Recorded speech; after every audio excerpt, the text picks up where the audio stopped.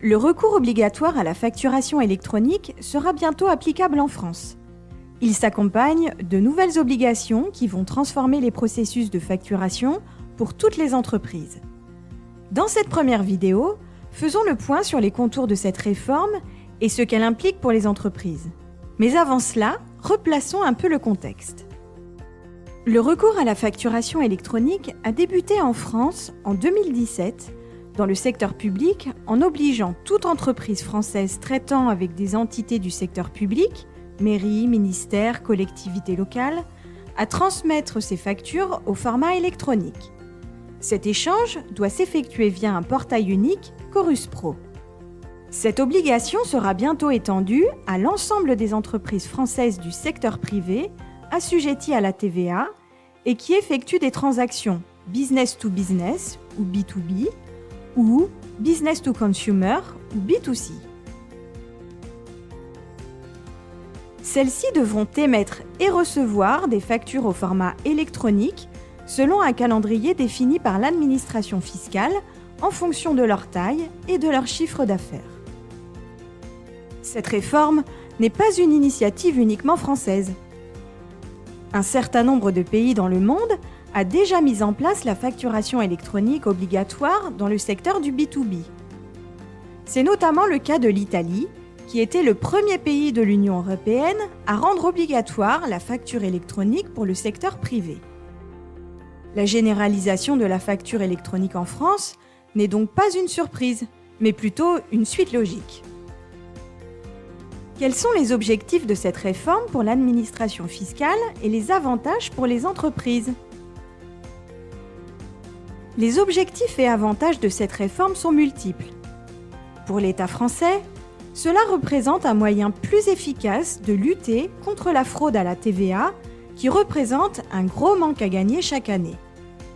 De plus, la mise en place de ce système permettra d'avoir une vision en temps réel de l'activité des entreprises, mais également, à terme, de simplifier les obligations déclaratives de TVA des entreprises grâce au pré-remplissage automatique des déclarations.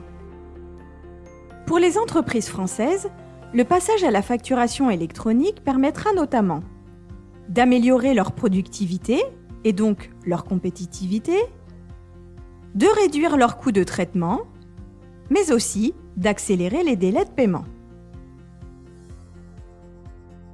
Quelles seront les entreprises concernées et à partir de quand ? Seront concernées par cette réforme toutes les entreprises françaises assujetties à la TVA, établies en France et réalisant des opérations soit avec des entreprises françaises établies en France et assujetties à la TVA, soit avec des entreprises établies en dehors de la France.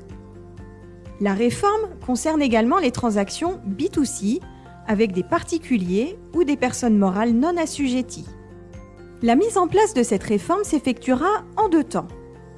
Au 1er septembre 2026, toutes les entreprises, quelle que soit leur taille, auront l'obligation de recevoir des factures au format électronique.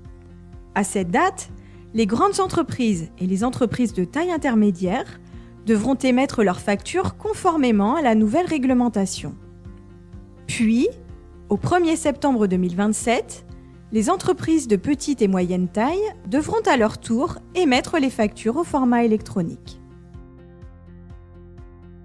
Quelles sont les nouvelles obligations induites par cette réforme ? La réforme introduit 2 volets, le e-invoicing et le e-reporting. Le e-invoicing correspond, pour toute entreprise française, à l'obligation d'émettre et de recevoir des factures au format électronique. Fini la facture envoyée par courrier ou par email.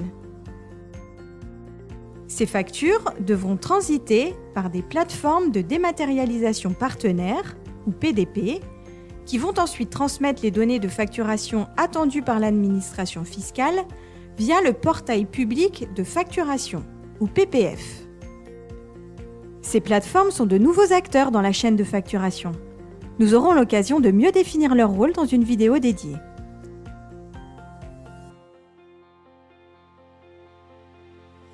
Le e-reporting correspond à l'obligation, dans certains cas, de transmettre les données de transaction et de paiement à l'administration fiscale.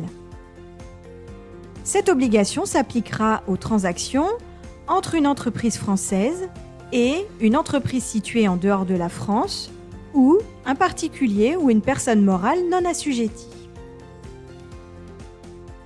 E-invoicing, e-reporting, PDP, PPF. Découvrez en détail ces nouvelles notions dans nos prochaines vidéos dédiées. Abonnez-vous dès maintenant à notre chaîne YouTube et activez les notifications pour ne rien manquer des derniers contenus en ligne. Préparez le futur de la facturation électronique avec Cegedim Business Services.